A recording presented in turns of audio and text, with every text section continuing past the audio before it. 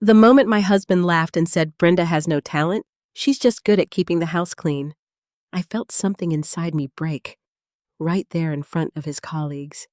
But what shattered me even more wasn't the laughter around the table. It was the phone call I got an hour later from his boss. "Mrs. Hamilton," Mr. Whitmore said calmly, "I'd like to offer you an opportunity. Not your husband, you." I remember standing there frozen, wondering how a woman who was worth nothing had suddenly become someone worth choosing. And trust me, that was only the beginning. If you've ever been underestimated by someone you loved, I'd really like to hear your story. Go ahead and like this video, subscribe if you want to follow what happens next, and leave a comment telling me where you're watching from and what time it is for you right now. I read every single one. I didn't sleep that night. Not after the call. Not after what Richard said. I lay there beside him, staring at the ceiling, listening to the soft rhythm of his breathing, steady, peaceful, untouched. As if nothing had happened. As if he hadn't just reduced me to nothing in front of a room full of people. Brenda has no talent. The words kept echoing. 32 years of marriage, and that was what I had become. I turned my head slightly and looked at him in the dark. Richard Hamilton.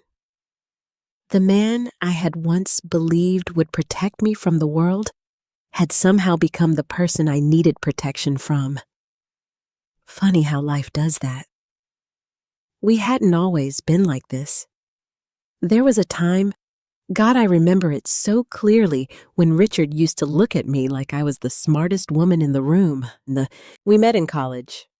I was 22, full of ideas, always sketching something: rooms, spaces, colors, lighting. I studied interior design. I loved it, not just as a job, but as something that made me feel alive. Richard was different back then. Ambitious, yes, but kind, curious. He used to sit beside me while I worked, asking questions about why I chose a certain color or layout. "I don't get it," he used to say, smiling. "But I like how your brain works." Back then, that felt like love. We got married a year after graduation. We didn't have much. A small apartment, secondhand furniture, and a lot of dreams. I remember painting our living room walls myself because we couldn't afford to hire anyone. Richard stood behind me watching. "You're really good at this," he said. I believed him when I got my first job offer from a design firm in Chicago. I cried, not because I was scared, but because I was proud. It felt like everything I had worked for was finally starting. But then, life happened. I got pregnant. It wasn't planned, but it wasn't unwelcome either. We were happy, or at least, I thought we were. "I think it's better if one of us stays home," Richard said one night, sitting across from me at our tiny kitchen table. "At least for a while." I remember holding the offer letter in my hands. "I can still work," I said, "maybe part-time, or after maternity leave." "It's not about that," he interrupted gently. I don't want our child raised by strangers." That word, strangers, it stuck with me. "And your job?" I asked. "I'm on track for a promotion," he said. "If I focus now, we'll be stable long term. We'll be stable." That was the promise. So I folded the letter, put it away, and told myself it was temporary. Just a few years. That's what I said. A few years turned into 10, then 20. I raised our son. I managed the house. I supported Richard through every promotion, every late night, every stressful project. I cooked. I cleaned. I listened. And slowly, quietly, I raised our son. I managed the house. I supported Richard through every promotion, every late night, every stressful project. I cooked. I cleaned. I listened. And slowly, quietly, I disappeared. At first, Richard still noticed me. He used to ask for my opinion on things: how to present an idea, how to decorate a client space, how to impress someone important. "You have a good eye," he'd say. I'd smile. I'd help. It felt like I still mattered. But somewhere along the way, something shifted. The questions stopped. Then the compliments. Then the respect. Richard changed slowly, the way people do when success starts feeding their ego. It wasn't overnight. It was subtle. A comment here. A dismissive glance there. "You wouldn't understand," he'd say sometimes when I asked about his work.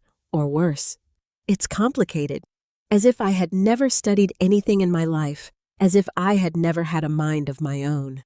At first, I told myself he was just stressed. Work pressure. Responsibilities. But the truth, he had simply gotten used to a version of me that didn't challenge him anymore. A version that stayed quiet. A version that stayed small. I remember one specific moment. It stayed with me. It was about 10 years ago. Richard had just been promoted to a senior position. We hosted a dinner at our house for his colleagues. I spent 2 days preparing everything. The food, the table setting, the lighting, every detail. When his boss walked in, he paused and looked around. "This is beautiful. I spent 2 days preparing everything. The food, the table setting, the lighting, every detail." When his boss walked in, he paused and looked around. "This is beautiful," he said. "Did you hire someone?" Richard laughed. "No, my wife did it. She's good at that kind of thing. That kind of thing."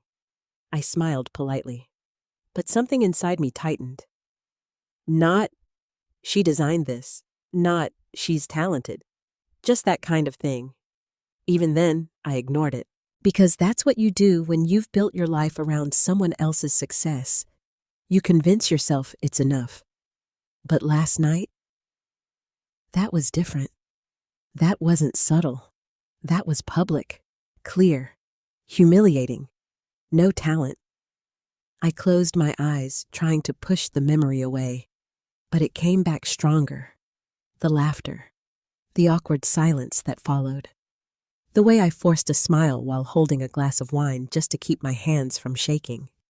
And then the phone call. I sat up in bed, my heart starting to race again, just thinking about it. Mr. Charles Whitmore, Richard's CEO. A man who had probably never spoken more than 2 words to me before. And yet he had my number. "Mrs. Hamilton," he had said. Calm. Direct. "I'd like to meet you. Privately." I still didn't understand. How did he know me?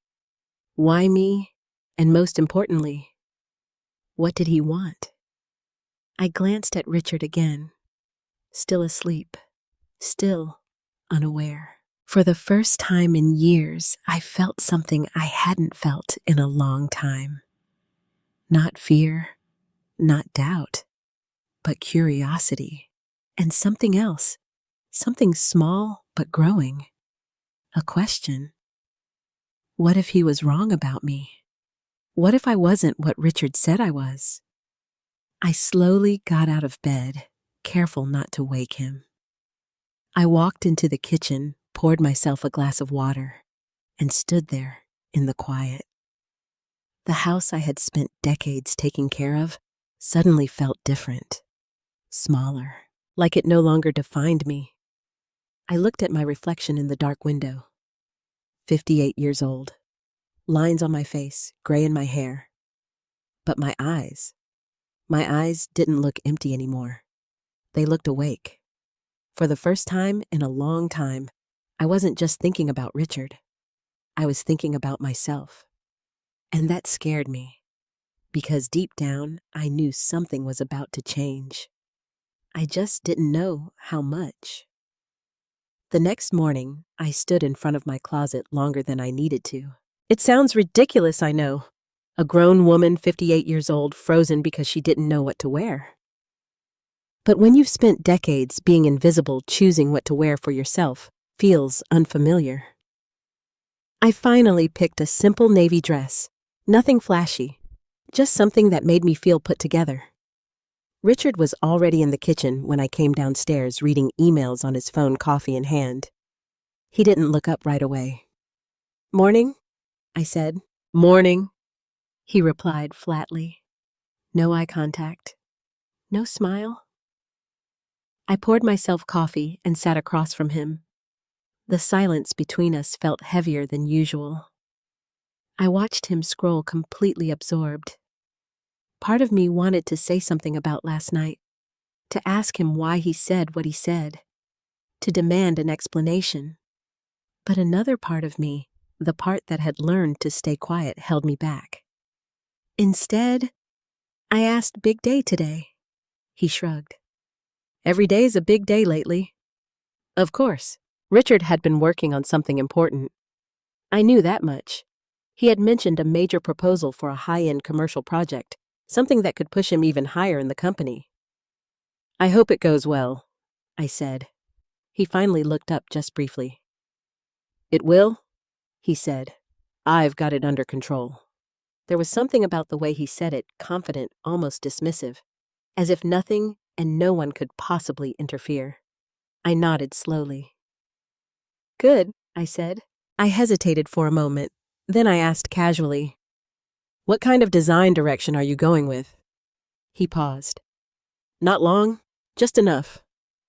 Then he leaned back in his chair and gave a small, almost amused smile. "Brenda," he said, "it's a little more complex than rearranging throw pillows." It hit me harder than I expected, not because it was new, but because it wasn't. This was how he saw me now. I forced a small smile. "Right, of course." He went back to his phone. Conversation over. I finished my coffee in silence, my chest tight, but my mind strangely clear. Because in that moment, something shifted. I wasn't hurt the way I used to be. I was observing, watching him, watching us, like I was seeing our marriage from the outside for the first time. And what I saw wasn't good. Later that morning, after Richard left for work, I walked into the spare room at the end of the hallway. We used to call it my workspace. Now it was mostly storage. Buys, old files, things I hadn't touched in years. I stood in the doorway for a long moment. Then I stepped inside. The air smelled faintly of dust and something forgotten. I walked over to the old desk and ran my hand across the surface, leaving a clear streak in the dust. I opened the bottom drawer. And there it was, my old portfolio, a thick binder worn at the edges. I hadn't opened it in years. My hands hesitated for a second before I picked it up. I sat down and slowly flipped it open. The first page, my name, Brenda Hamilton, interior design. I swallowed. The next page, sketches, layouts, color palettes, lighting concepts, my handwriting, my ideas, my work. I flipped through page after page, and with each one, something inside me came back to life. I remembered the late nights I spent perfecting these designs, the excitement I felt when an idea came together, the confidence I used to have. I used to be good, I whispered to myself. Not as a question, as a fact, a memory. I reached the last section of the portfolio, my final project from college, a complete redesign of a boutique hotel lobby. I remembered my professor's words like it was yesterday. "This is professional level work, Brenda," she had said. "You have a real eye." A real eye. I closed the binder slowly, my heart beating faster now. Because for the first time in a long time, I wasn't thinking about what I had lost. I was thinking about what I still had. That afternoon, my phone rang. Unknown number. My hand froze for a second before I answered. Hello, Mrs. Hamilton, the voice said. Calm, familiar. Mr. Whitmore. Yes, I said, my voice a little tighter than I expected. Thank you for taking my call last night, he said. I'd like to meet with you, in person. I swallowed. May I ask why? There was a brief pause. Then he said, because I believe you've contributed more to my company than you realize. My heart skipped. I gripped the phone tighter. I'm not sure I understand, I said carefully. I've reviewed a recent proposal submitted by your husband, he continued, and I have a few questions. My mind raced. The proposal, Richard's big project. What kind of questions? I asked. The kind that I don't believe your husband can answer, he said. Silence filled the space between us. I could hear my own heartbeat. Loud. Steady. You think I can? I asked. I think he said slowly, you already have. My breath caught, because suddenly everything made sense. The changes I had suggested, the layout I had reworked, the color scheme I had adjusted. Richard hadn't just used my help, he had presented it as his own, and someone had noticed. I'd like to meet tomorrow, Mr. Whitmore said. Privately? No pressure, just a conversation. I looked down at the portfolio sitting on my lap. My past. My proof. My voice. I hesitated. Fear crept in. What if I wasn't good enough anymore? What if I embarrassed myself? What if Richard found out? But then another thought pushed through. What if this was the only chance I had to find out who I really was without him? I took a deep breath. What time? I asked. There was a faint smile in his voice. 10 a.m. I'll have my assistant send you the details. All right, I said quietly. Thank you, Mrs. Hamilton. The call ended. I sat there for a long time, the phone still in my hand. Then I slowly looked around the room, at the dust, the boxes, the life I had put away.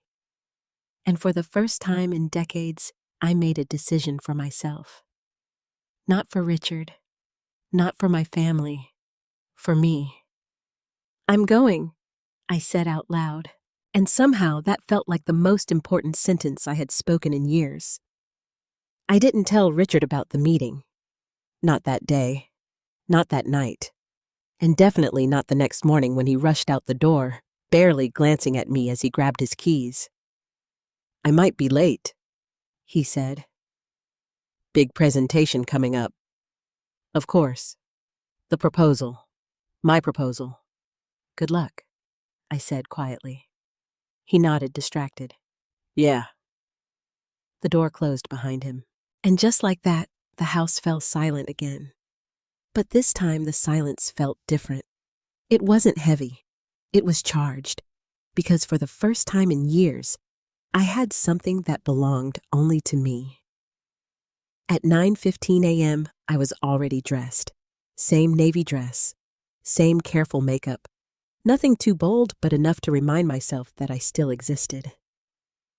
I checked the address on my phone again. Downtown. The company headquarters.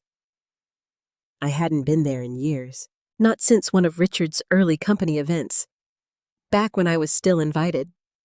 I drove slowly, my hands tight on the steering wheel. My heart wouldn't stop racing.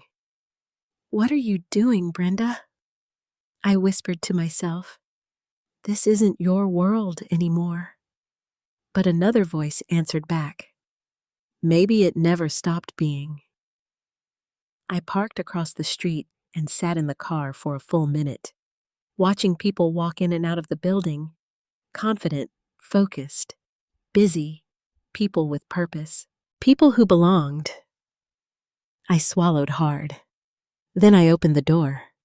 Step by step, I walked inside. The lobby hadn't changed much. Same polished floors, same glass walls, same quiet hum of conversations and movement. But I had changed.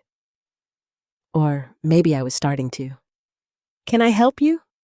the receptionist asked with a polite smile. "Yes," I said, trying to steady my voice. "I'm here to see Mr. Whitmore." Her expression shifted slightly. Not surprise, but curiosity. "Name Brenda Hamilton." She typed something into her computer, then looked back at me. "He's expecting you. Please take the elevator to the top floor." My heart skipped. "He's expecting you, not Richard." "Me." I nodded. "Thank you." The elevator ride felt longer than it actually was, each floor lighting up one by one, like a countdown. When the doors opened, everything felt quieter, more controlled, executive level. A woman in a tailored suit greeted me as soon as I stepped out. "Mrs. Hamilton?" she asked. "Yes. I'm Mr. Whitmore's assistant. He's ready for you." No waiting, no hesitation. I followed her down a long hallway, my heels clicking softly against the floor. Every step felt unreal, like I had somehow stepped into someone else's life. She stopped in front of a large office door and knocked once. "Come in," a voice called from inside. She opened the door and gestured for me to enter. And then I saw him, Charles Whitmore. He stood by the window tall, composed, exactly the kind of man you would expect to run a company like this. He turned as I walked in. "Mrs. Hamilton," he said, stepping forward and extending his hand. "Mr. Whitmore," I replied, shaking it. His grip was firm. "Steady." "Please," he said, gesturing toward a chair. "Have a seat." I sat down, trying to keep my breathing under control. He didn't rush. He walked back to his desk, picked up a folder, and placed it in front of me. I recognized it immediately. The proposal. Richard's proposal. No, mine. "I assume you know why you're here," he said. I hesitated. "I have an idea," I replied carefully. He nodded slightly. "Good. Then let's not waste time." He opened the folder and turned it toward me. "Walk me through this," he said. My heart pounded. "This was submitted under your husband's name," he continued, "but I'm interested in understanding how it was actually created." There it was. The moment. I could lie. I could protect Richard. I could say I had nothing to do with it. That would be easier. Safer. But then I remembered last night. No talent. I took a breath. "I helped," I said. He didn't react. Define helped. I looked down at the pages, at the layout I had redesigned, the color palette I had adjusted, the structure I had reorganized. I revised the spatial concept, I said slowly. The original flow didn't make sense for client traffic patterns. He leaned back slightly, watching me. "Go on." I swallowed. "The lighting plan was also inefficient," I continued. "Too harsh in some areas, too dim in others. I suggested layering the lighting instead of relying on a single source." His eyes sharpened. "And the presentation?" he asked. "I reorganized it," I said. The narrative was unclear. I structured it to guide the client through the experience instead of just listing features. Silence. Heavy. Then he asked, "And your husband?" I hesitated. "He approved it," I said carefully. That wasn't entirely true, but it wasn't entirely a lie either. Whitmore studied me for a long moment. Then he closed the folder. "You didn't just help," he said. My chest tightened. "You let it." I didn't respond, because I didn't trust my voice. He leaned forward slightly. "Why isn't your name on this?" The question hit harder than I expected, because I didn't have a good answer. I haven't worked in the field for a long time, I said. That's not what I asked, he replied calmly. I looked down, and for the first time, I said it out loud. Because it's easier this way, I whispered. For him, I haven't worked in the field for a long time, I said. That's not what I asked, he replied calmly. I looked down, and for the first time, I said it out loud. Because it's easier this way, I whispered. For him. Silence filled the room again, but this time, it felt different, not tense, not uncomfortable, just honest.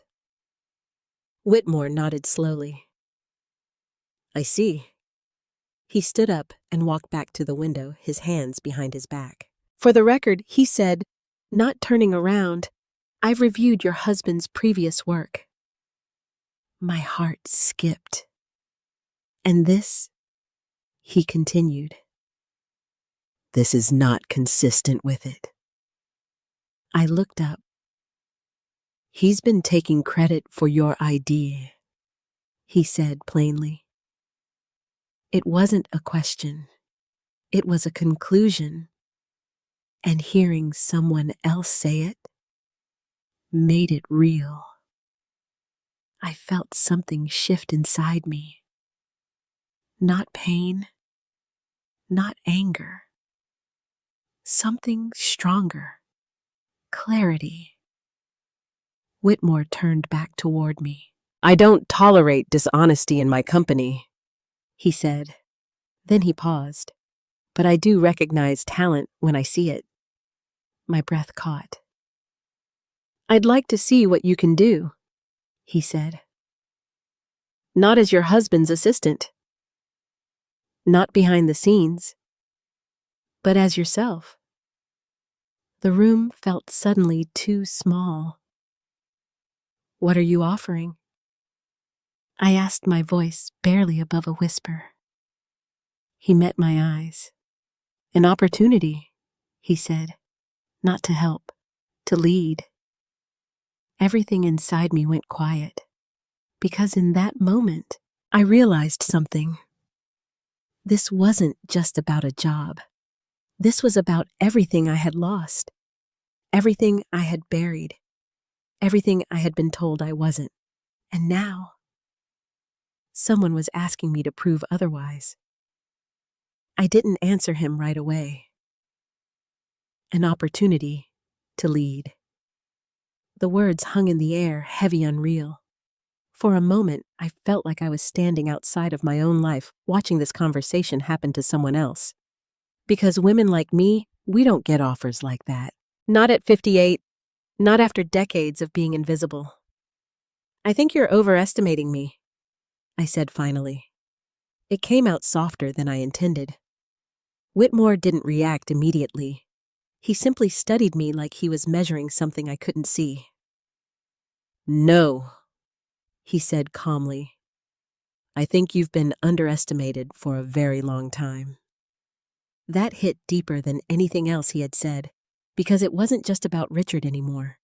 It was about me, about how I had allowed it. I haven't worked professionally in over 30 years, I added almost defensively. Things change. They do, he agreed, but fundamentals don't. He tapped the proposal lightly. Good design is still about understanding people, space, function, flow. He looked at me directly. You demonstrated all of that here. I felt my throat tighten, but that was I stopped myself. Just helping, just fixing, just something small. No, I said, correcting myself. That was me. The room went quiet again, and for the first time, I didn't feel small in that silence. I felt seen. Whitmore nodded once. Exactly. He walked back to his desk and sat down. I'm not offering you a favor, he continued. I'm offering you a position based on merit. That word again, merit. I almost forgot what it felt like to be judged based on what I could do, not what role I had played for someone else. "What kind of position?" I asked. "A project lead role," he said, initially on a trial basis. My heart skipped. Trial basis? That made it real. "You'd be working with a team," he added. "Presenting ideas, making decisions, leading execution." Everything Richard had been doing, everything he had told me I couldn't understand. "And Richard?" I asked before I could stop myself. Whitmore's expression didn't change. "Your husband will not be part of this project moving forward." The words landed like a quiet explosion. Not loud, not dramatic, but final. Because of me, I asked. Because of his actions, he corrected. I nodded slowly. Of course. This wasn't about replacing him. It was about accountability. Still, I couldn't ignore what this meant. If I accepted this, everything would change. At work, at home, in my marriage. "I need to think about it," I said. Whitmore leaned back slightly. "Of course," he replied. "But not too long." I gave a small, nervous smile. "Why me?" I asked again. "Really?" He paused. Then he said something I didn't expect. "Because you didn't try to take credit." I blinked. "What most people would have," he continued, "especially after being overlooked for so long." He folded his hands. "But you didn't." I swallowed. "I didn't think I had the right," I admitted. He shook his head slightly. "That's exactly the problem." Silence settled between us again, but this time it felt like something was shifting inside me. Something fundamental. "I'll give you 48 hours," he said. "After that, I need an answer." I nodded. "Thank you," I said quietly. He stood up, signaling the end of the meeting. "Whatever you decide," he added, "don't base it on fear." I stood as well. That line stayed with me. Don't base it on fear. Because if I was honest, every decision I had made for the past 30 years had been based on exactly that. Fear of failing, fear of conflict, fear of losing the life I had built. But now, I wasn't sure that life was worth holding on to. I left the office in a daze. I left the office in a daze. The hallway, the elevator, the lobby. Everything felt slightly unreal, like I was moving through a dream.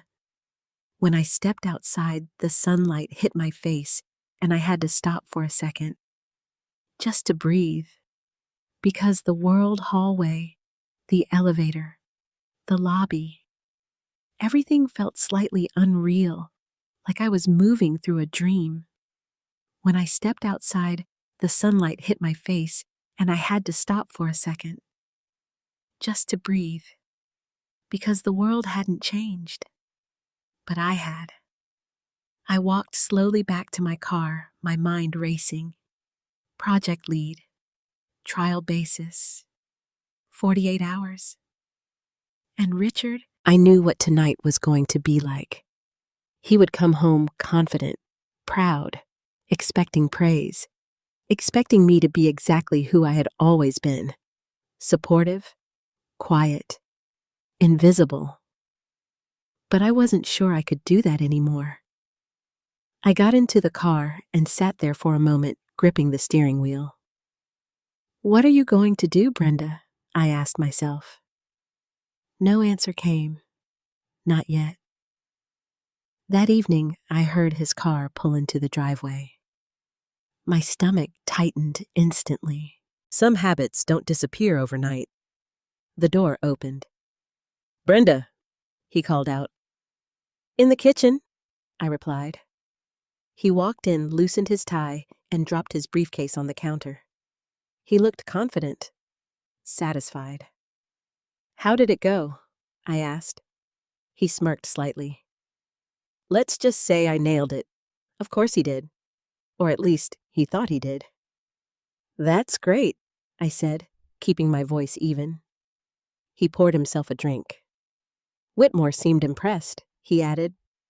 This could be a big step. I watched him carefully.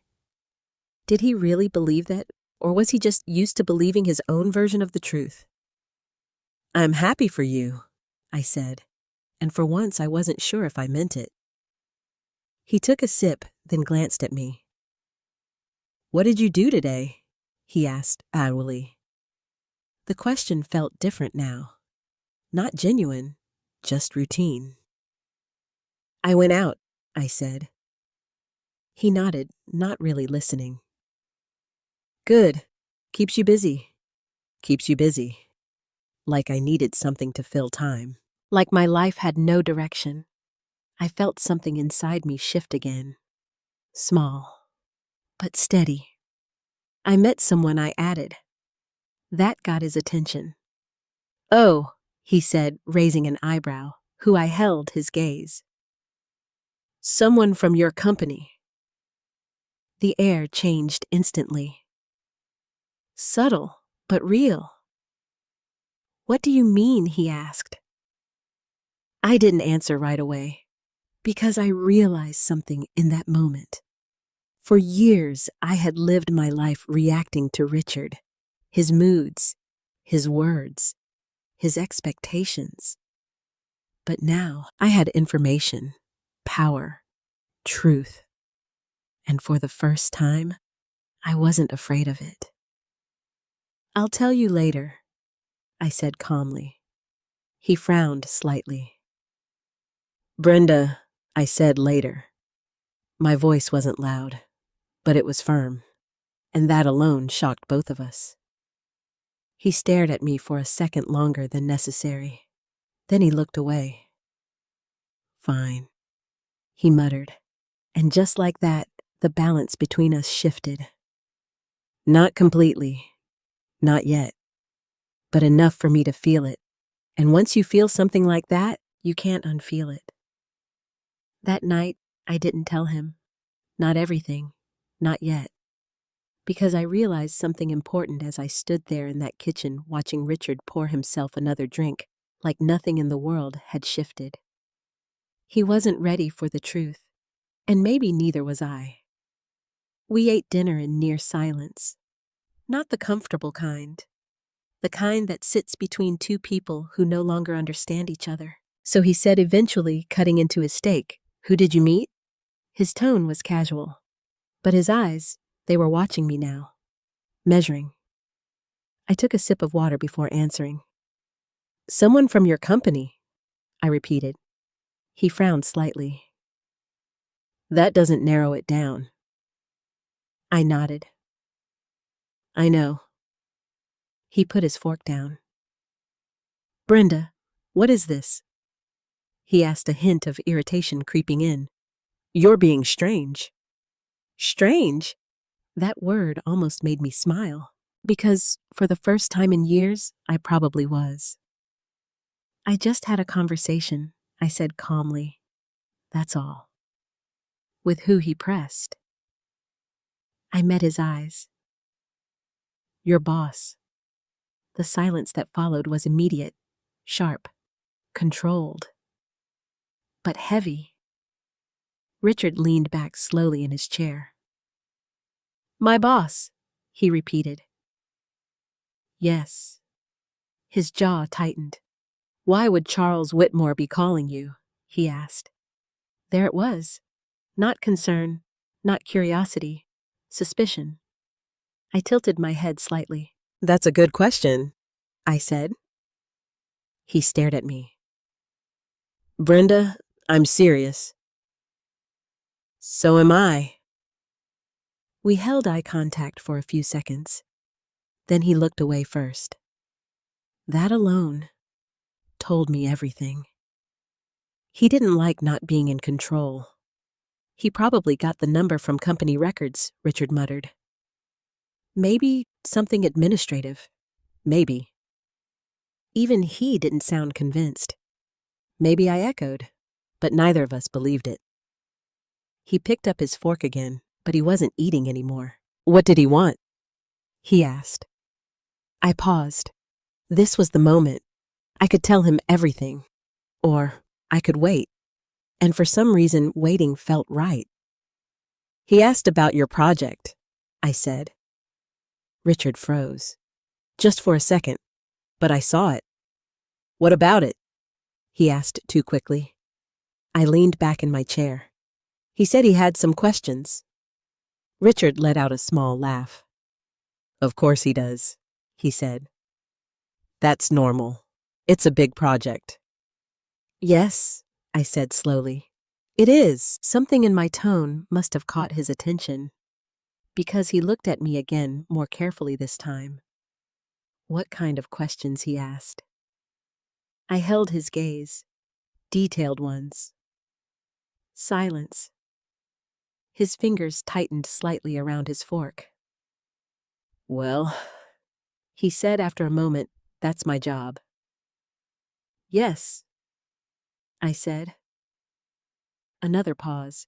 You didn't answer my question, he added. What exactly did he ask you? I stood up and began clearing the table. He wanted to understand the design choices, I said.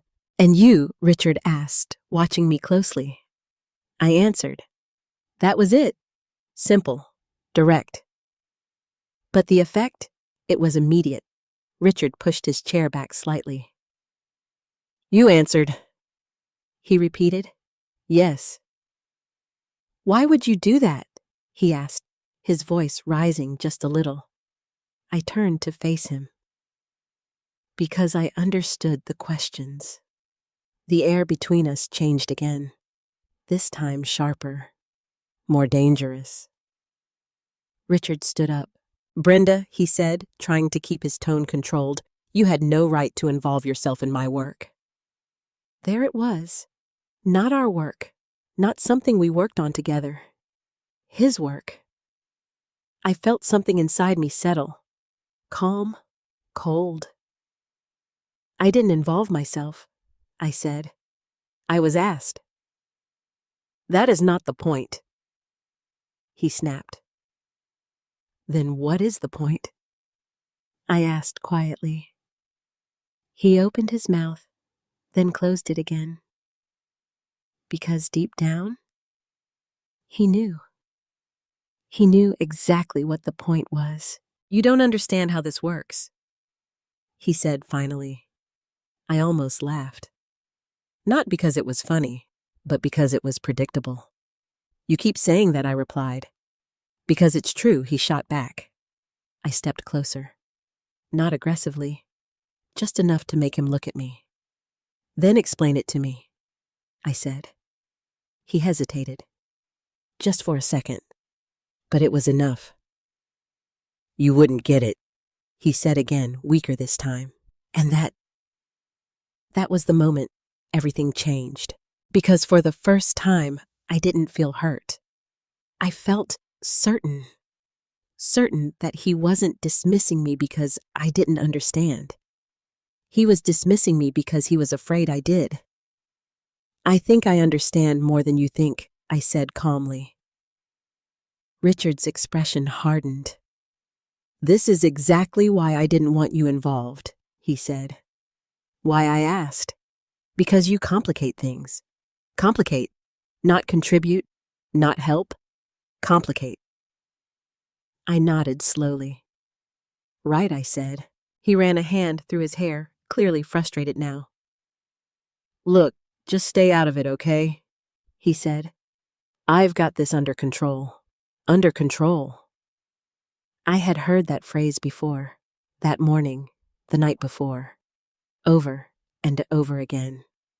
And suddenly, it sounded different, not confident, not reassuring, but fragile, like something that could break at any moment.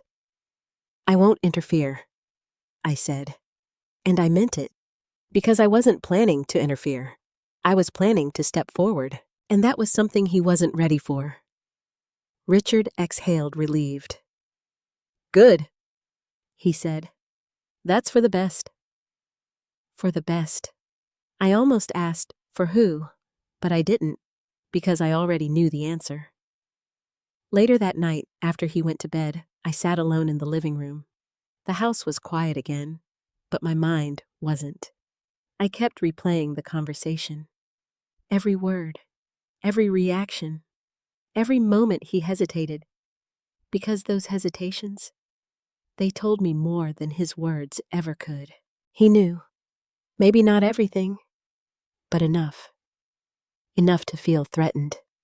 And for the first time in our marriage, that changed the balance between us. I leaned back on the couch, staring at the ceiling. 48 hours. That's what Whitmore had given me. 48 hours to decide whether I was going to keep living the life I had built, or finally choose something different, something real.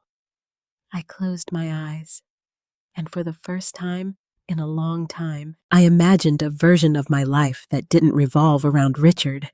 It was terrifying, but also freeing. Because deep down, I already knew the answer. I just hadn't said it out loud yet. The next morning, I woke up before Richard. Not because I had to, because I couldn't stay in bed any longer with everything running through my mind. 48 hours. That clock was ticking whether I liked it or not. I sat at the kitchen table with a cup of coffee, staring at nothing, replaying every word from my meeting with Mr. Whitmore. You didn't just help, you led.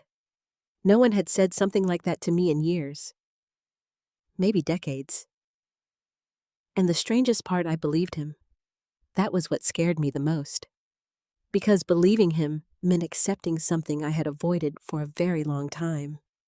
That I had wasted more of my life than I wanted to admit. I heard Richard's footsteps coming down the stairs. Steady, confident, unchanged. I straightened, slightly, instinct kicking in. Old habits. Morning, he said, walking into the kitchen. Morning. He poured his coffee just like every other day. Routine. Predictable. Safe. How's your schedule today? He asked, not looking at me. I almost laughed. My schedule, I repeated. He shrugged. Yeah. You said you went out yesterday.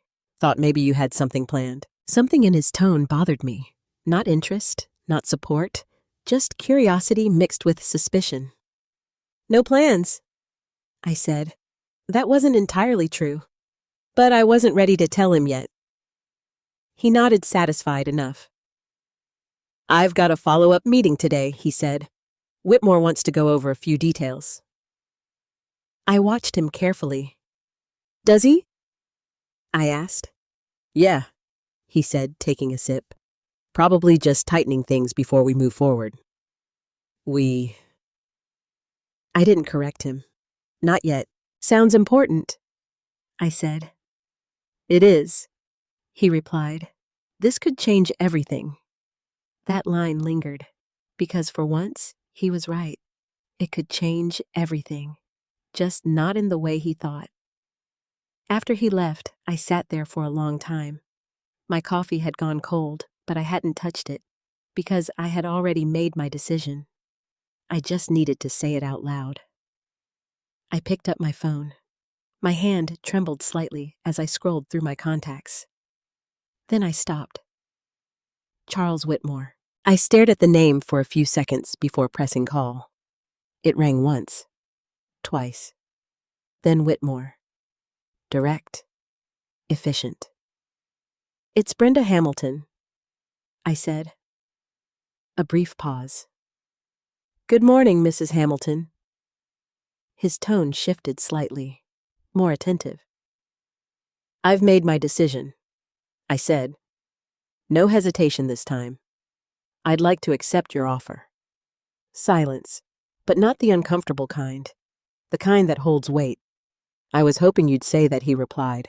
I let out a breath I didn't realize I'd been holding. When do I start? I asked. Today, he said. That caught me off guard. Today. Yes, he replied calmly. Guard. Today. Yes, he replied calmly. There's no reason to wait. Of course there wasn't. Waiting had been my habit, not his. "I'll have my assistant send you everything you need," he continued. "Well, begin with a small team meeting this afternoon. There's no reason to wait." Of course there wasn't. Waiting had been my habit, not his. "I'll have my assistant send you everything you need," he continued. "We'll begin with a small team meeting this afternoon." Small team meeting. My first real step back into a world I had left behind. "I'll be there," I said. "Good," he replied. "And Brenda?" It was the first time he said my name like that. Not Mrs. Hamilton. Not formal. Just Brenda. "Yes? Come as yourself." The call ended. I sat there staring at my reflection in the dark screen of my phone. Come as yourself. I wasn't even sure I fully knew who that was anymore, but I was about to find out. That afternoon, I stood in front of the same building again. But this time, it felt different. Yesterday, I had walked in unsure, careful, almost apologetic. Today, I walked in with purpose. Not confidence, not yet, but something close. The receptionist recognized me immediately. "Mrs. Hamilton?" she said with a smile. "Welcome back." Back. That word felt strange, but also right. "Thank you," I said. Upstairs, the same assistant greeted me. "Brenda," she said this time. "We're ready for you." No hesitation, no questioning, just acceptance. I followed her into a conference room. 3 people were already seated at the table. 2 men, 1 woman. They looked up as I walked in. Curious, neutral, professional. Everyone Whitmore said as he entered behind me, "This is Brenda Hamilton." He didn't add anything else. No explanation, no justification. Just my name. And somehow, that was enough. "This is the team you'll be working with," he continued. "We're revisiting the commercial design project. Revisiting. Not continuing. Not refining. Revisiting." That choice of word wasn't accidental. "Brenda will be leading this phase," he added. The room went still. Not dramatic, but noticeable. I felt it. The shift. The unspoken question in their minds. Who is she? Why her? I didn't blame them. I would have asked the same thing. But Whitmore didn't explain. He didn't defend the decision. He simply looked at me. "Your move." I stepped forward slowly. Every instinct in me screamed to shrink, to apologize, to justify my presence. But I didn't. Instead, I placed my hands on the table and looked at them. "My name is Brenda," I said, "and I'd like to start by understanding what's not working." But I didn't. Instead, I placed my hands on the table and looked at them. "My name is Brenda," I said, "and I'd like to start by understanding what's not working." Silence. Then the woman across from me spoke first. "What's not working?" she repeated. "Yes," I said, "because if we don't understand that, nothing we do will matter." Another pause. Then one of the men nodded slightly. "That's actually a fair point," he said. The tension in the room shifted. Just a little, but enough. We started talking. Slow at first. Careful. Measured. But then something happened. Something I hadn't felt in years. I stopped thinking about whether I belonged there and started focusing on the work, the flow, the design, the people who would actually use the space. It came back to me naturally, like I had never really lost it. I asked questions. I challenged assumptions. I suggested changes. And with each minute that passed, I felt stronger, clearer, more certain. By the end of the meeting, the energy in the room had changed completely. People were leaning forward, engaged, interested, listening. To me. As the team began to leave, the woman who had spoken earlier approached me. "That was impressive," she said. I blinked. "Thank you," She smiled. Welcome back. Back. That word again. But this time, it didn't feel strange. It felt earned. As I walked out of the building later that afternoon, my phone buzzed. Richard. Of course. I stared at the screen for a second before answering. Hello, where are you? He asked immediately. No greeting, no warmth, just urgency. Out, I said. Whitmore canceled my meeting, he said. My heart skipped. Oh, he said we'd reschedule. Richard continued. Did you talk to him again? I looked up at the building behind me, at the place where everything had just changed. Yes, I said, calmly. Silence. Then, what did you do? Brenda? His voice had changed, less confident, more uncertain. I smiled slightly. Something I should have done a long time ago. And for the first time, I didn't feel the need to explain myself. Richard didn't come home early that night. That alone told me something was wrong. Normally, after a big day, he would walk in with that same confident energy, expecting dinner, expecting conversation, expecting me to reflect whatever version of success he believed he had achieved. But that evening, the house stayed quiet longer than usual. And I found myself sitting in the living room, not anxious, just waiting. Not for him, for what would happen next. When I finally heard the front door open, it was slow, heavy, different. I didn't get up right away. I let him come to me. Brenda, he called out. In here, I replied. He walked in, and the first thing I noticed was his face. Not confident, not relaxed, tight, controlled, like he was holding something in. Where were you? He asked immediately. No greeting, no warmth, just pressure. I told you, I said calmly. I was out. His jaw clenched. I called you 3 times. I picked up my phone from the table. I was in a meeting, I said. That word landed exactly how I intended it to. Meeting. Not errands, not lunch. A meeting with who he demanded. I looked at him, really looked at him, and for the first time, I saw something I had never seen before. Uncertainty. With your company, I said. Silence. He let out a sharp breath. This isn't funny, Brenda. I'm not joking. He stared at me, trying to read something in my face, something he used to understand easily. But now, with your company, I said. Silence. He let out a sharp breath. This isn't funny, Brenda. I'm not joking. He stared at me, trying to read something in my face, something he used to understand easily. But now he couldn't. What did Whitmore say? He asked, finally. I stood up slowly. He made a decision, I said. Richard's eyes narrowed. What kind of decision? I took a step closer. A necessary one.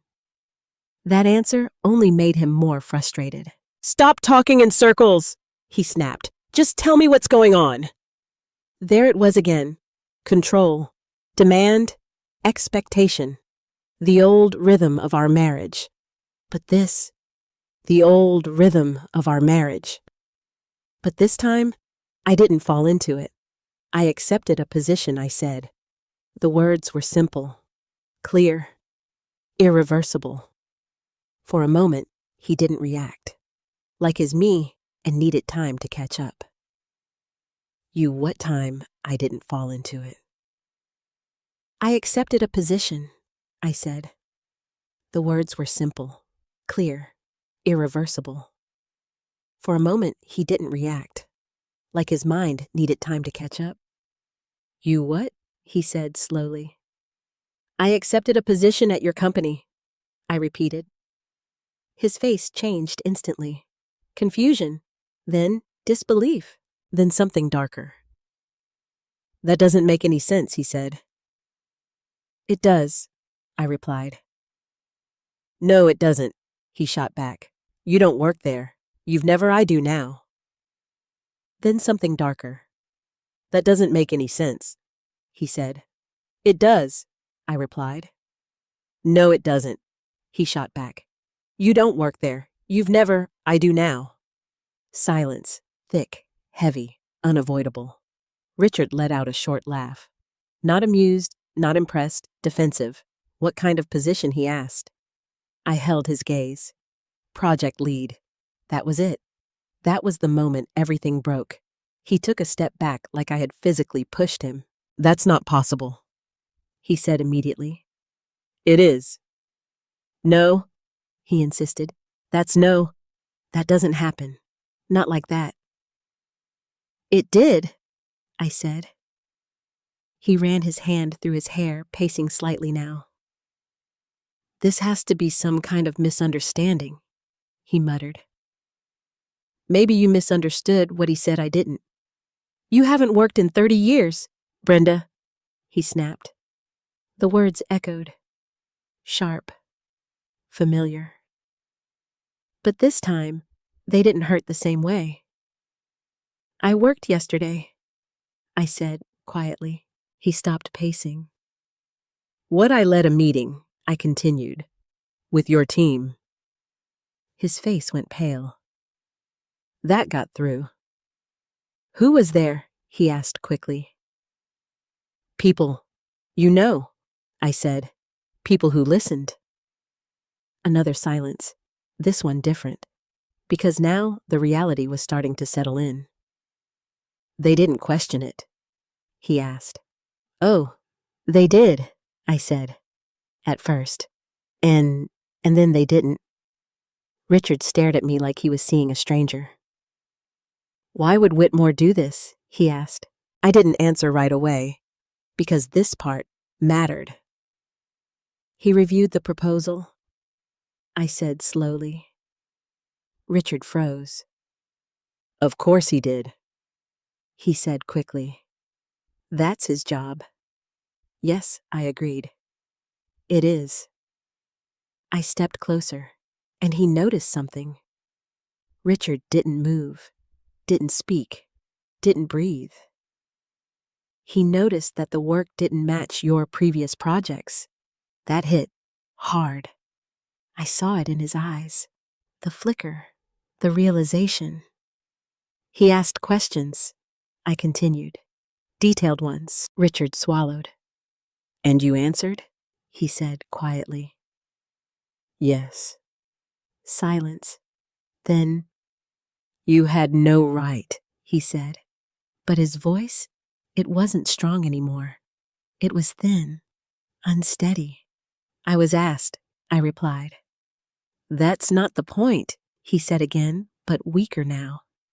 It is the point, I said, because for the first time, it really was. He offered me the position, I added. And you just said yes, Richard asked. There was something in his tone now. Not just anger, not just frustration, fear. I thought about it, I said. Then I said yes. He laughed again. Short, bitter. Unbelievable, he muttered. I didn't respond, because I knew what was coming next. What happens to me? I thought about it, I said. Then I said yes. He laughed again. Short, bitter. Unbelievable, he muttered. I didn't respond, because I knew what was coming next.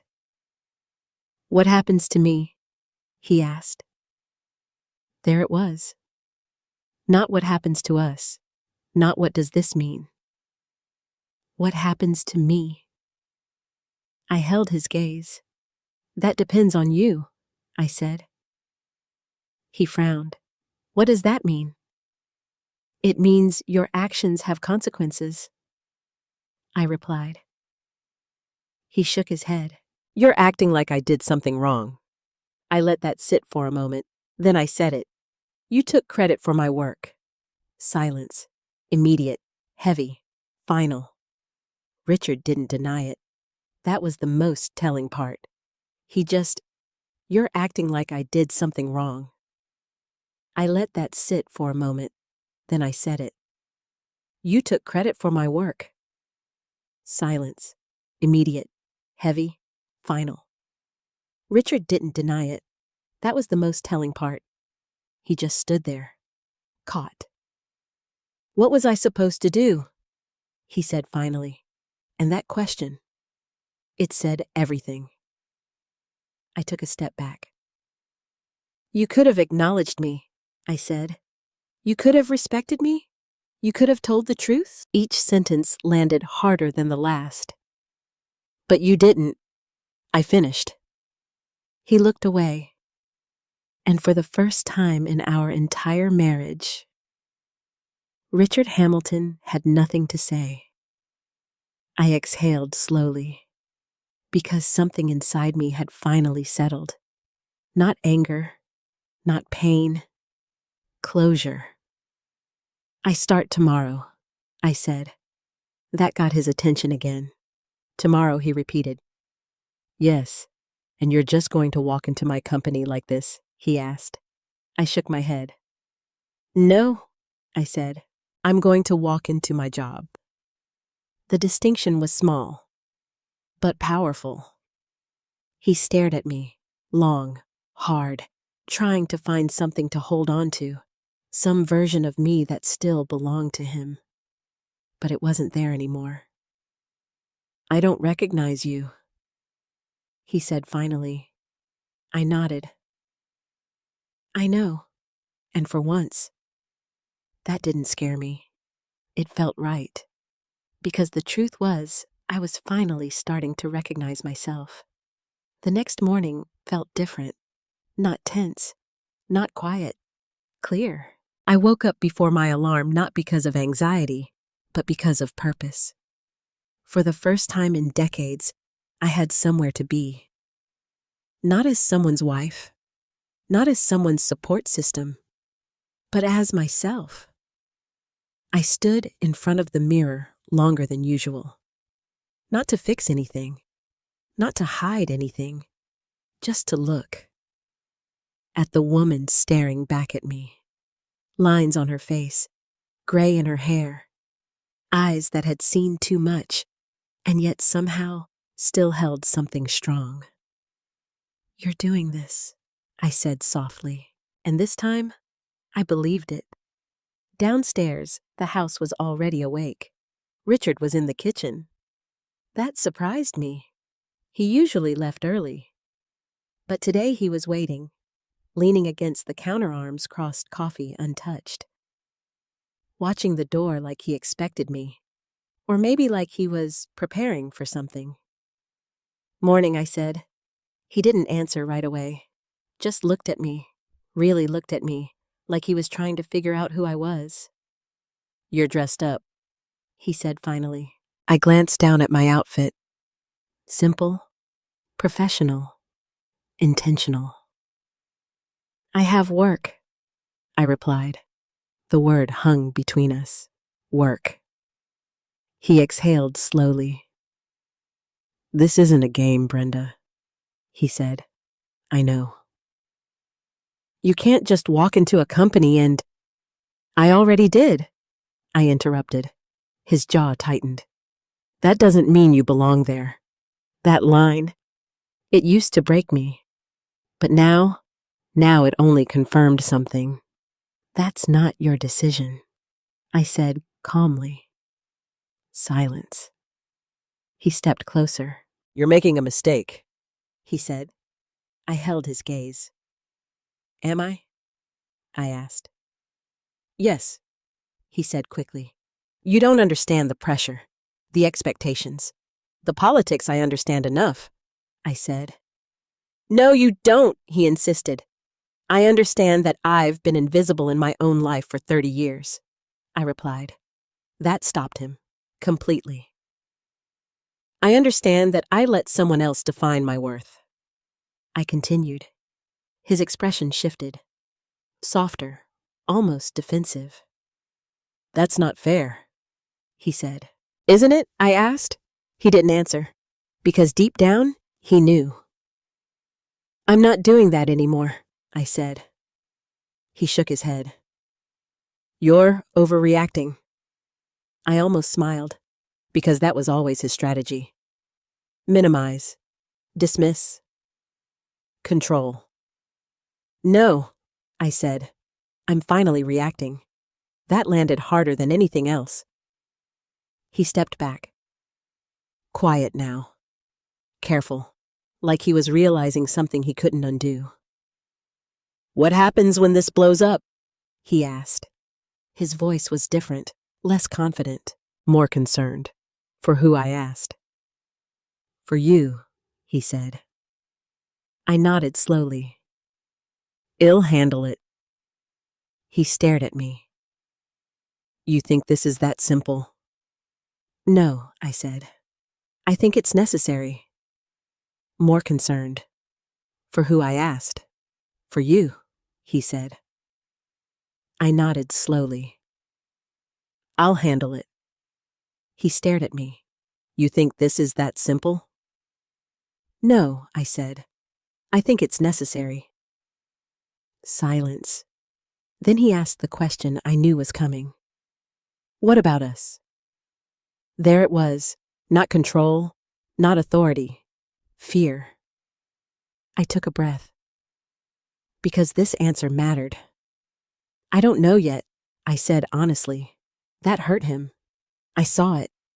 Because for years, us had been fixed, predictable, safe. But now, it wasn't. You're willing to risk everything, he asked. I met his eyes. I already did, I said. For you. That shut him down, completely. Because there was no argument against that. Just truth.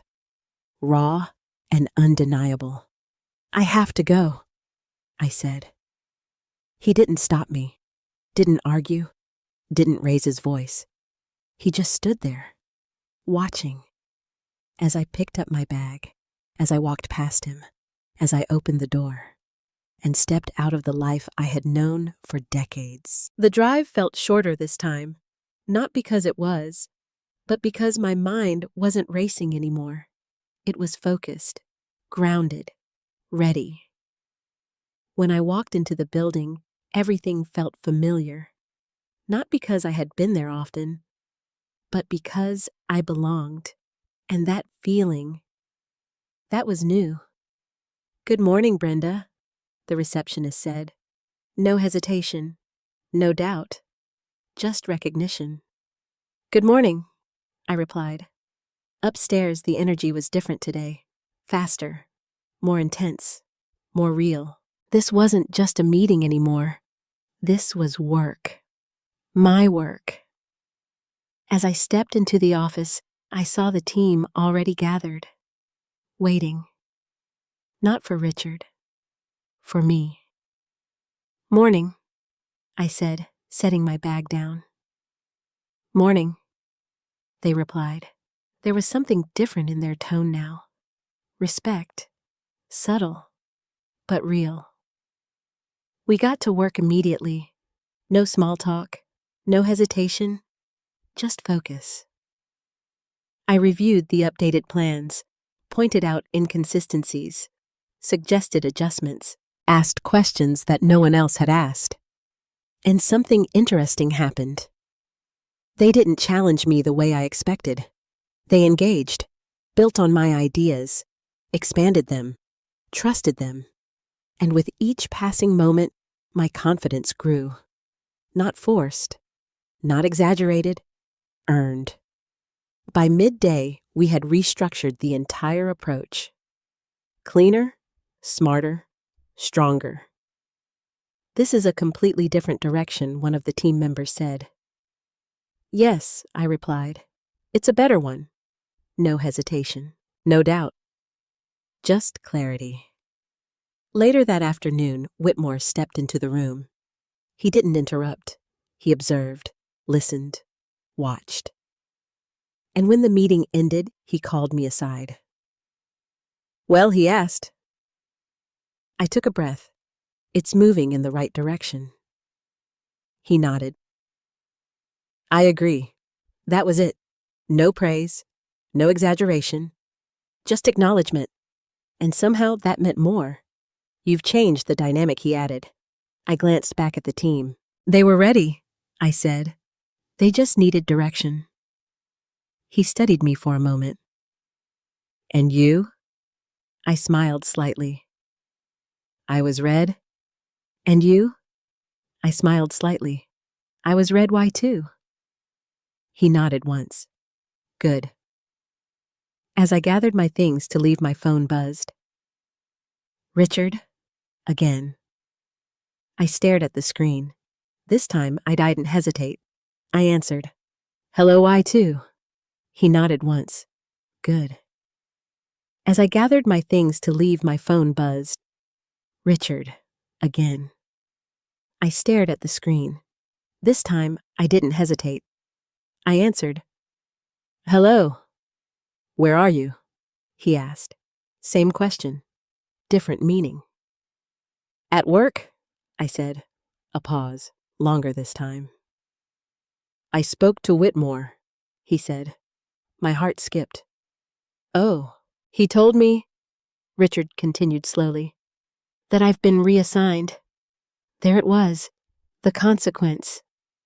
"And," I asked, "and I want to know if this is because of you." I looked around the office, at the space I had helped reshape, at the life I was starting to rebuild. Then I said the only honest thing I could. "It's because of the truth." Silence, heavy, final. Then he asked quietly, "Is this who you are now?" I didn't hesitate. Yes, and for the first time in my life, that answer felt complete. That night, Richard didn't speak much. Not during dinner, not after. Not even when we went to bed. And somehow, that silence felt louder than any argument we had ever had. Because it wasn't just anger anymore. It was something deeper. Something cracking beneath the surface. I lay awake longer than usual, staring at the ceiling, listening to his breathing beside me. Steady, controlled, but not peaceful. He wasn't asleep. I knew that, because I wasn't either. "You embarrassed me today," he said suddenly, his voice cutting through the darkness. I didn't turn to look at him. "I told the truth," I replied quietly. "That's not the same thing," he snapped. "It should be." Silence. Then he let out a sharp breath. "You have no idea what you've done," he said. I closed my eyes. "I think I do." "No, Brenda," he said, his voice rising slightly. "You walked into my workplace and undermined me." I turned my head then. "Undermined you," I repeated. "Yes." I sat up slowly. "The work wasn't yours," I said. "That doesn't matter," he shot back. "That answer? It said everything." I stared at him in the dim light. "It doesn't matter," I repeated. "No," he said. "What matters is how things are handled." "Handled," I echoed, like it was a strategy, a game, a system, not truth, not integrity. "You're right," I said finally. He blinked, caught off guard. "I am?" he asked. "Yes," I said. "It doesn't matter anymore." Silence. But this time, it wasn't tense. It was final. "What does that mean?" he asked. I looked at him, really looked at him, at the man I had spent decades with, the man I had built my life around, the man I had trusted. And suddenly, I saw him clearly. Not as a partner, not as a leader, but as someone who had been protecting his own image at my expense. "It means I'm done pretending," I said. His expression hardened. "Pretending what?" "That this marriage is equal." That landed hard. He sat up now, fully alert. "That's ridiculous," he said. "Is it?" I asked. "Yes," he insisted. "We've built a life together." I nodded slowly. "Yes," I said. "We did." Past tense. He caught it. I saw the moment it registered. Did he repeat it? I took a breath. "I gave up my career for you," I said. "That was your choice," he replied immediately. Of course it was. That's what he always said. Choice. As if choices existed in a vacuum. As if influence didn't matter. As if pressure didn't exist. "Yes," I said. "It was." Silence. Then I added, "And I lived with that choice." He didn't respond. "Until now," I continued.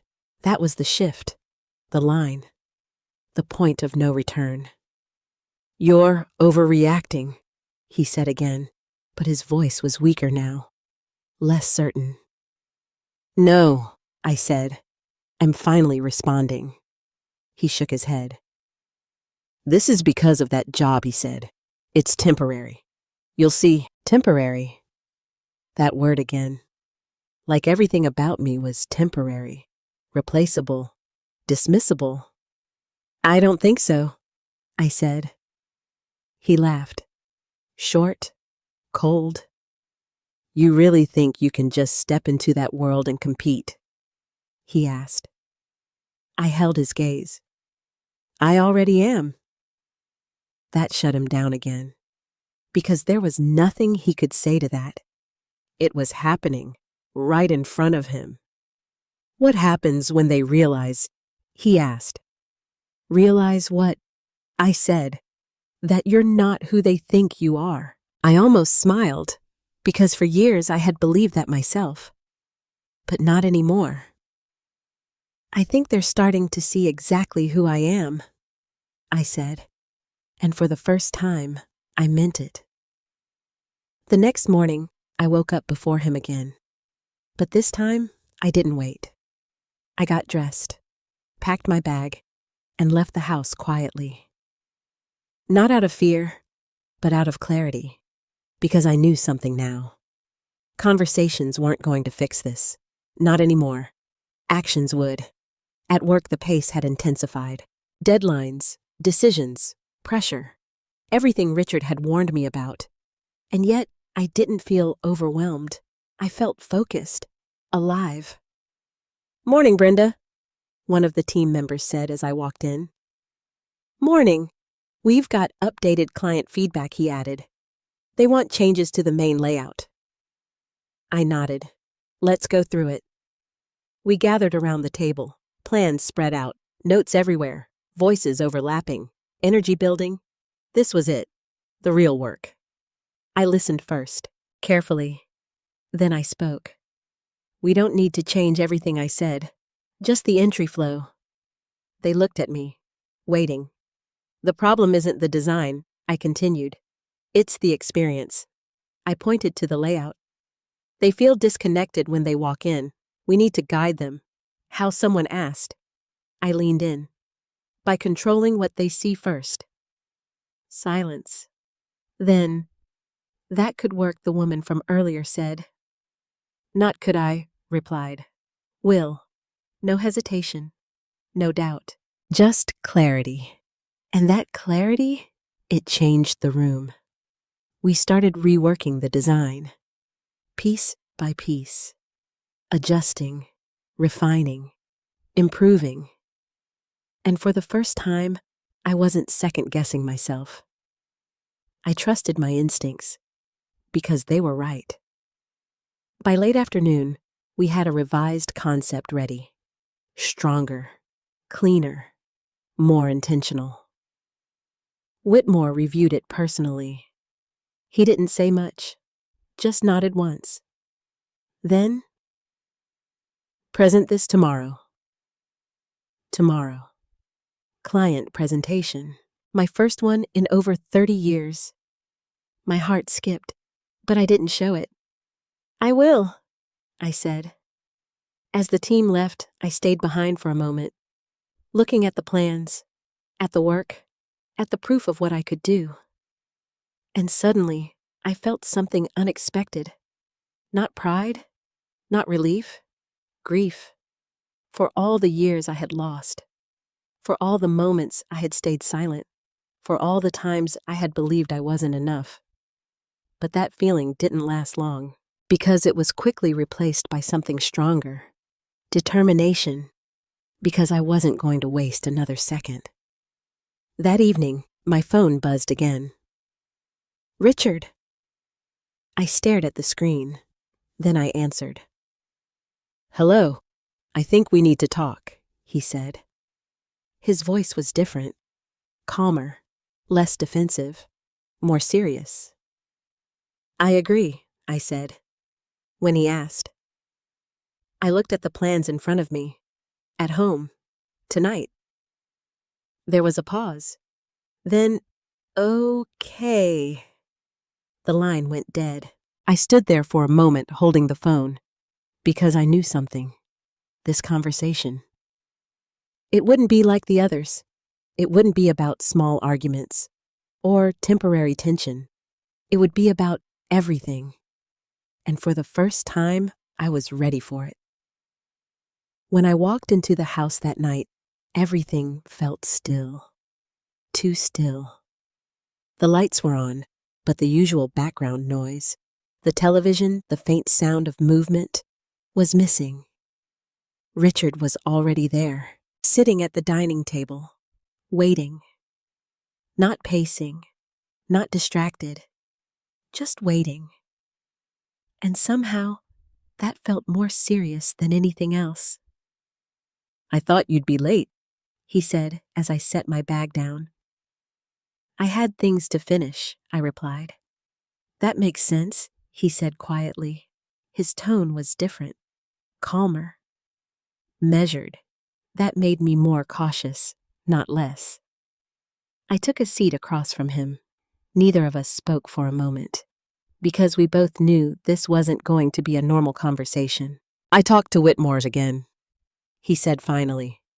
I nodded. I figured. He told me everything, Richard added. I studied his face. Everything, I asked. He hesitated. Then, enough. Honest. For once. That's good, I said. He exhaled slowly. I didn't think he would go this far, he admitted. Neither did I replied. Another pause. He said you led the meeting today, Richard continued. I did, and the team followed you. It wasn't a question, just a statement. Yes. Silence. Longer this time. Then I underestimated you. That caught me off guard, not because of the words, but because of how hard they seemed for him to say. Yes, I said simply. No comfort, no dismissal, just truth. He nodded slightly. I thought you needed me, he said. That sentence carried more weight than anything else, because it wasn't about work. It was about control. I did, I said, past tense again. He noticed. I know, he said quietly. We sat there both absorbing that shift. Then he leaned forward slightly. I never thought you'd step into this world again, he admitted. I never thought I would either, I said. And now, he asked. I held his gaze. Now I don't see how I ever stayed out of it. That landed. Because it wasn't just about a job. It was about identity, about everything I had given up. I didn't mean to take credit, he said suddenly. I raised an eyebrow. No. It just happened, he added. I almost smiled, because that was exactly the problem. It just happened. Small decisions, quiet omissions, repeated over years, until they became normal. You presented my work as yours, I said. I refined it, he argued. I shook my head. You replaced me, I corrected. That hit harder. He looked away. I didn't think it mattered, he said. I know, I replied, and that was the truth. He hadn't thought it mattered, because he hadn't thought I mattered in that context. I thought I was protecting us, he added. From what? I asked. From instability, he said. From risk. I leaned back. And you decided that for both of us? He didn't answer. Because again, he knew. Yes, I said. You did. Silence filled the room again. But this time, it wasn't heavy. It was honest. And honesty changes everything. What do you want now? He asked finally. That question. It mattered, because for the first time in years, it wasn't about what he wanted, or what we were supposed to want. It was about me. I want respect, I said. Simple. Clear. Non-negotiable. He nodded slowly. That's fair. Fair. Another word that sounded different now. And I want space, I added. His eyes snapped back to mine. Space. Yes, for what? To figure out who I am without you defining it. That hurt him. I saw it immediately, but it didn't change the truth. You're talking about separation, he said. I'm talking about clarity, I replied. He leaned back, processing. That's not the same thing, he said. It might be, I answered. Silence. Then he asked the question he had been avoiding. Do you still want this marriage? I took a deep breath. Because this was the hardest part. I don't know, I said, honest. Painful. Necessary. He closed his eyes for a moment, then opened them again. That's not something you just don't know, he said. It is when you've spent 30 years not asking yourself the question, I replied. That shut him down, completely, because there was no argument against that, just reality. What happens now? He asked. I stood up slowly. I go to work tomorrow, I said.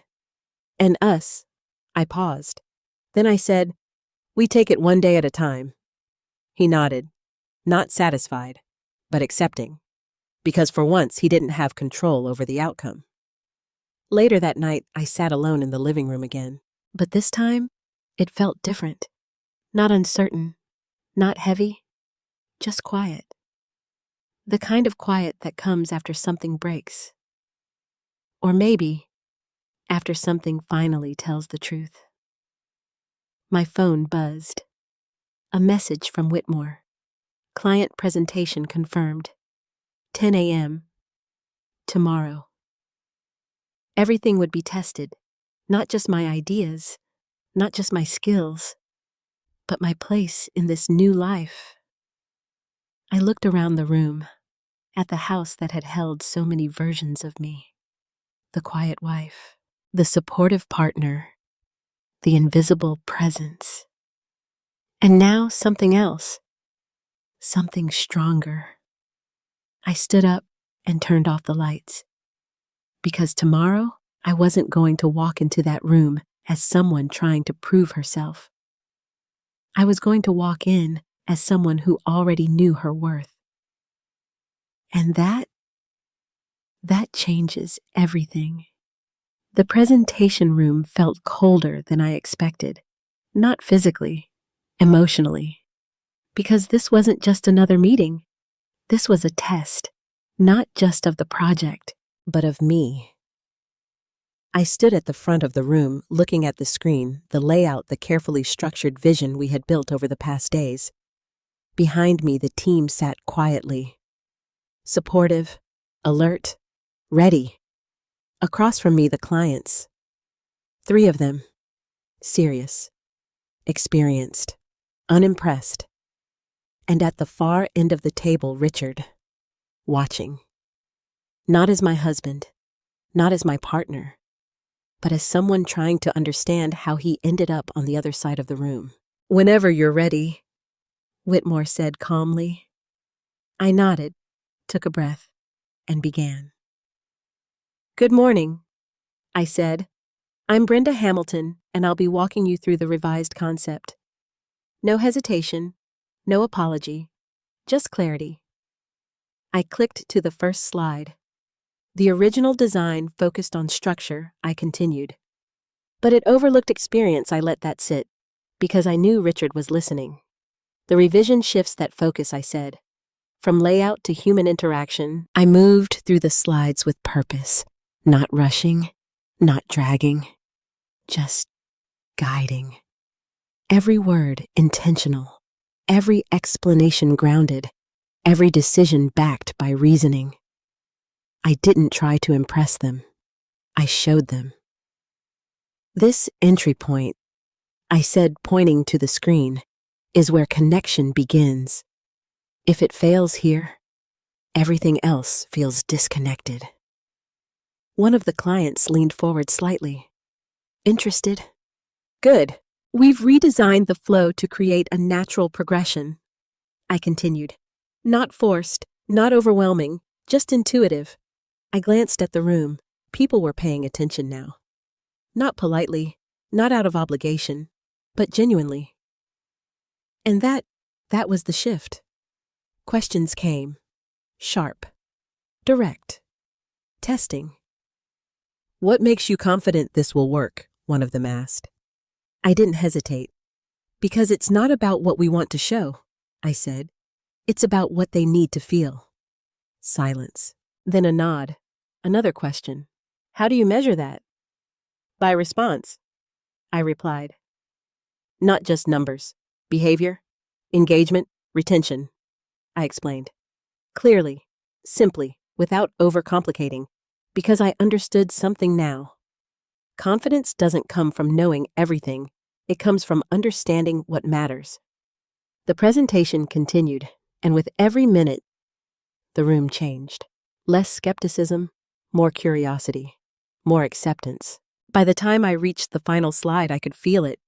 We had them. "This isn't just a redesign," I said. "It's a correction." I paused, letting the words settle. Because when something doesn't work, you don't adjust around it. By the time I reached the final slide, I could feel it. We had them. "This isn't just a redesign," I said. "It's a correction." I paused, letting the words settle. Because when something doesn't work, you don't adjust around it. You fix it. Silence. Then, "Thank you," one of the clients said. Simple, but meaningful. Whitmore nodded slightly from the back of the room. Approval. Subtle, but clear. The clients gathered their notes, whispered among themselves, then stood. "We'll be in touch," the lead client said. Professional, neutral, but not dismissive. And that was a win. As they left the room, the tension released. Not dramatically, but enough. The team exhaled. Someone smiled. "That went well," one of them said quietly. I nodded. It did. Behind us, I heard movement. I turned. Richard was still sitting there, still watching me, but his expression, it wasn't anger. It wasn't disbelief. It was something else. Something harder to define. I walked over to the table gathering my notes. "You handled that," he said. It wasn't praise, it wasn't criticism, just acknowledgement. "Yes," I said. He stood up slowly. "They listened to you," he added. "I gave them a reason to," I replied. He looked at me, long, careful. "You've changed," he said. I met his gaze. "No," I said. "I've come back." That hit, because it reframed everything. Not new, not different, just restored. Whitmore approached us. "Well done," he said simply. "Thank you," I replied. He turned to Richard. "We'll move forward with this direction," he said. "Direct. Final." Richard nodded. Understood. But his voice? It carried something now. Not authority, not certainty, acceptance. As Whitmore walked away, Richard remained still for a moment. "Then, I didn't think you could do that," he said. "Honest. Painfully honest." "I know," I replied. He exhaled slowly. "I should have," he added. That was new. Accountability. Small, but real. "Yes," I said. We stood there in silence. But this silence, it wasn't heavy. It wasn't tense. It was different, like something had shifted permanently. "What happens now?" he asked. I looked around the room, at the team, at the work, at the life I was building. "We keep going," I said. "And us?" he asked. There it was again, the question that didn't have a simple answer. I turned back to him. "We figure that out," I said. Not avoidance, not dismissal, just truth. Because for the first time, our relationship wasn't built on assumptions. It was built on reality, and reality takes time. Later that day, I sat at my desk, reviewing notes, making adjustments, preparing for what came next. Because this wasn't the end. It was just the beginning. And for the first time in a long time, I wasn't afraid of what came next. I was ready for it. The house felt different the next few days. Not empty, not broken, just unfamiliar. Like I was living in a place I used to know, but no longer belonged to, in the same way. Richard and I spoke, but not like before. No small talk, no routine conversations, just necessary words. Careful ones, measured ones, because we both knew something had shifted, and there was no going back to what we used to be. At work, everything moved faster. Deadlines tightened. Decisions mattered more. And for the first time in my life, I wasn't standing behind someone. I was the one people looked to. "Brenda, we need your input on this," one of the team members said as I walked into the office that morning. Not, "Can you help?" Not, "What do you think?" We need your input.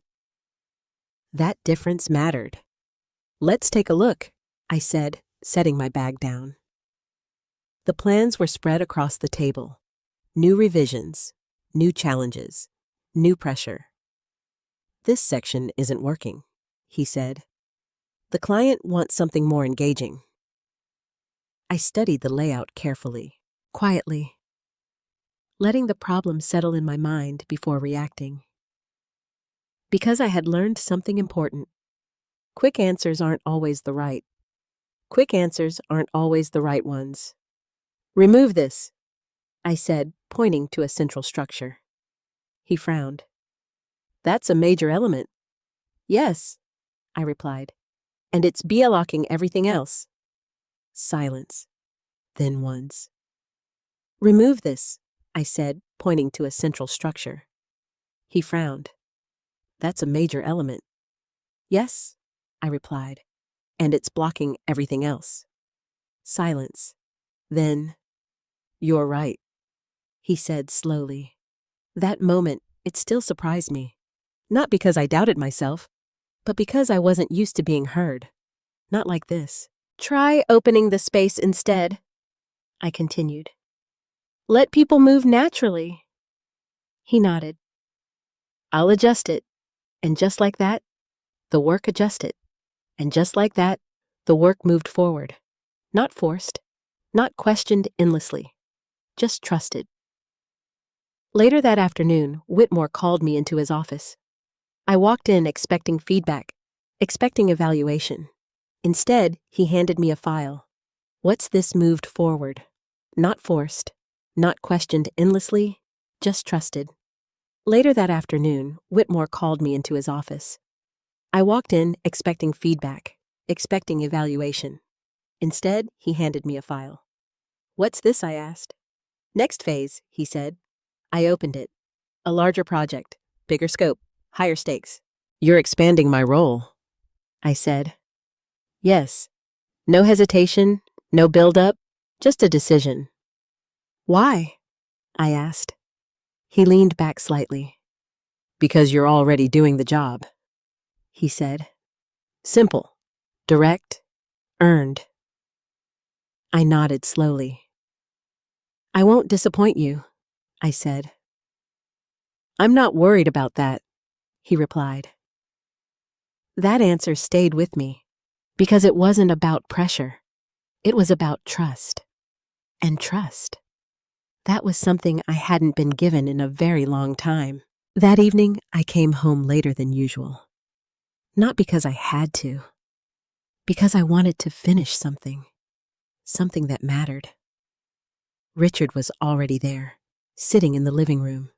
No TV, no distractions, just waiting again. But this time, it felt different. Not tense, not confrontational, just serious. You're late, he said. I had work, I replied. He nodded. I figured. I set my bag down. We stood there for a moment. Then he spoke. I've been thinking, he said. I crossed my arms slightly. About what? About everything, he answered. That was new. Richard didn't usually think about everything. He reacted. He controlled. He dismissed. But this was different. I handled things wrong, he said. I didn't respond immediately, because I needed to hear more. Not just the words, the meaning behind them. I didn't respect you, he continued. That one landed. Not dramatically, but deeply. I took your support for granted, he added. I nodded slowly. Yes, I said. No anger, no accusation, just agreement. He looked down for a moment, then back at me. I don't expect you to forgive me right away, he said. Another shift.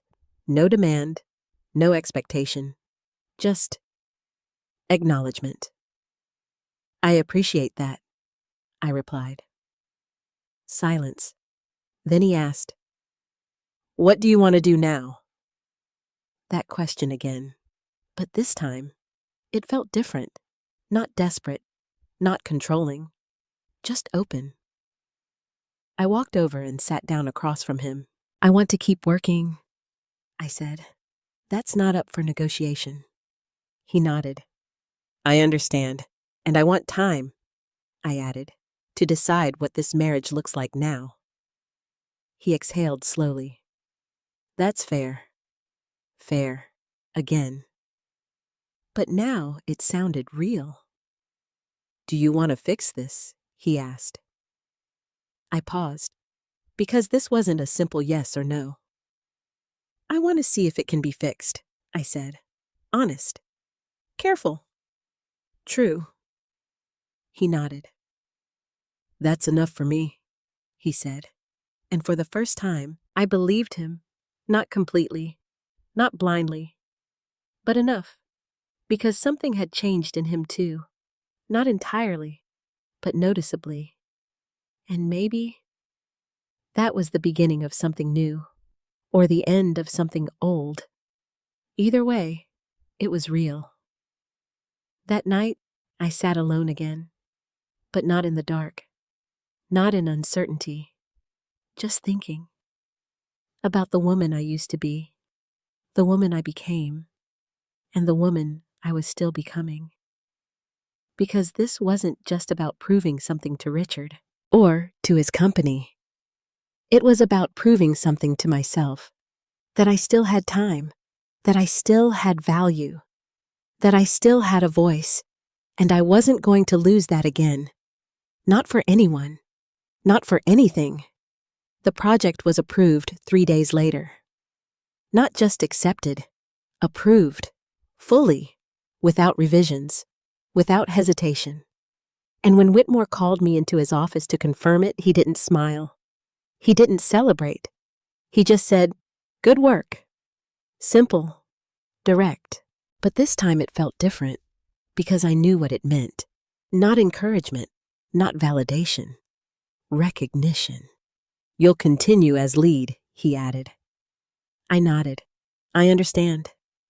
He studied me for a moment. "You do more than understand," he said. "You execute."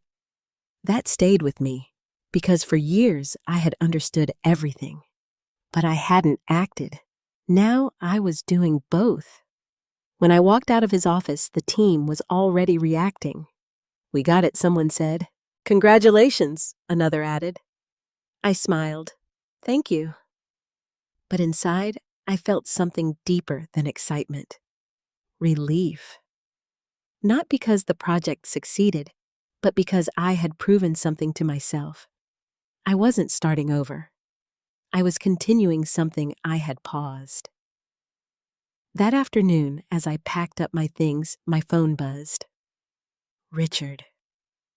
I stared at the screen for a second, then answered. "Hello?" I heard. He said, "Straight to the point, about the project." I leaned against my desk. "Yes," I replied. A pause. Then congratulations. That word from him? It felt unfamiliar, but real. "Thank you," I said. "I mean it," he added. I believed him. Not completely, not blindly, but enough. "How are you?" I asked. The question surprised both of us, because I hadn't asked that in a long time. "Adjusting," he said. "Honest. Again." "That makes two of us," I replied. A small silence. Then, "Can we talk tonight?" he asked. "Yes," I said, because I knew what this was. Not another argument, not another defense, a turning point. That evening, we sat in the same place, the dining table, where everything had started to unravel. But now, it felt different, not like a battlefield, like a place to decide what comes next. "I've been thinking about what you said Richard began." I nodded.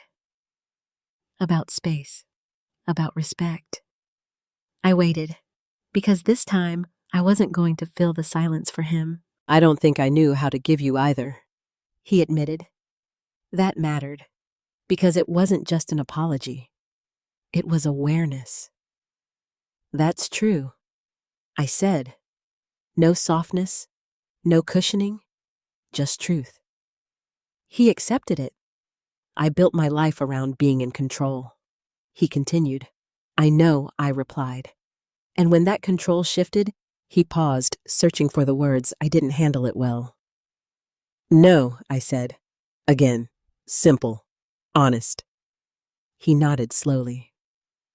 "I see that now." Silence, but not uncomfortable. Just real. "What do you need from me?" he asked. That question, it carried weight, because for years he had never asked it. "I need consistency," I said, "not just words." He nodded. "That's fair." "And I need independence," I added, "not permission." That one landed harder. I saw it. But he didn't argue. I understand, he said. And for the first time, I believed he actually did. What about you? I asked. What do you need? He hesitated. Then, I need a chance, he said, to do better. I studied him, carefully, because this mattered. Not just what he said, but how he said it. No defensiveness, no excuses, just intention. I can give you that, I said, but not blindly. He nodded. I wouldn't expect that. Good, because that was the difference now. Nothing would be automatic anymore. Everything would be chosen, earned, built again, or not at all. We move forward slowly, I said. One step at a time, he agreed. And for the first time in a long time, it didn't feel like compromise. It felt like a decision. That night, I didn't feel restless. I didn't feel uncertain. I felt steady, because something had finally aligned. Not perfectly, not completely, but enough. At work, I knew who I was. At home, I was figuring it out. And for once, that was okay. The next morning, I stood in front of the mirror again. But this time, I didn't look for reassurance. I didn't question myself. I just saw what was there. A woman who had been underestimated, dismissed, overlooked, and who had finally decided that none of that defined her anymore. I picked up my bag, walked out the door, and didn't look back. Because I wasn't leaving something behind. I was moving forward, and that made all the difference. 6 months later, my life no longer felt like something I was trying to fix. It felt like something I was finally living. Not perfectly, not without challenges, but honestly, and that made all the difference. Work had become natural. Not easy, but familiar in a way that made sense. I wasn't proving myself anymore. I was contributing, leading, building. The projects grew bigger, the expectations higher. But so did my confidence. Not loud, not forced, just steady. Brenda, we need your final call on this, one of the senior team members said during a meeting. I looked at the plans, reviewed the details, then made the decision. Go with option 2, I said. It aligns better long term. No hesitation, no second guessing, just clarity. That clarity, it had become my strength. After the meeting, Whitmore stopped by my office. You've adjusted quickly, he said. I've had time to think, I replied. He nodded. That shows. Then he added, there's talk about expanding your role further. I looked at him. Into what leadership beyond this team, he said. Bigger, more responsibility, more visibility. The kind of opportunity I never imagined having again. I'll consider it, I said, because this time, I wasn't rushing into anything. I was choosing carefully. That evening, I drove home with a sense of calm I hadn't known in years. Not because everything was perfect, but because everything was real. Richard was already home when I walked in, but he wasn't waiting. Not like before. He was cooking. That alone would have shocked me months ago. Hey, he said, glancing over his shoulder. Hey, I replied. There was no tension in the air, no unspoken weight, just normal, a new kind of normal. How was your day? He asked. Good, I said. Busy? He nodded. Mine too. Simple, balanced, equal. We ate dinner together, talked. Not about problems, not about conflict, just life, small things, real things. And somehow, that mattered more than anything else. Later that night, we sat in the living room, side by side. Not distant, not close, just comfortable. I've been thinking, Richard said. I glanced at him. About what? About us, he replied. That word again. But this time, it didn't feel heavy. It felt possible. And I asked. He took a breath. I don't want to go back to what we were, he said. I nodded. Neither do I. He looked at me. I want something better. That mattered, because it wasn't about fixing the past. It was about building something new. So do I said. We sat there for a moment, letting that settle. Then he added, I've been seeing a therapist. That surprised me. Not because it was unusual, but because he had never been the kind of man to admit he needed help. That's good, I said. I needed to understand why I acted the way I did. He continued. And? I asked. And I didn't like what I found, he admitted. Honest. Again. But I'm working on it. I nodded. I can see that, because I could. In the small things, the way he listened, the way he paused before speaking, the way he didn't try to control every situation anymore. Growth, not perfect, but real. What about you? He asked. What about me? What do you want now? He clarified. That question. It felt different now. Not heavy, not overwhelming, just open. I thought about it, carefully, because this answer mattered. I want to keep building my life, I said. He nodded. And I want you to be part of it, I added. His expression softened. But not at the cost of myself, I finished. Clear, firm, non-negotiable. I understand, he said. And this time, I believed him completely, because he wasn't trying to change my answer. He was accepting it, and that was everything. Weeks turned into months, and slowly, we rebuilt something. Not the same marriage, not the same dynamic, but something healthier, more balanced, more honest.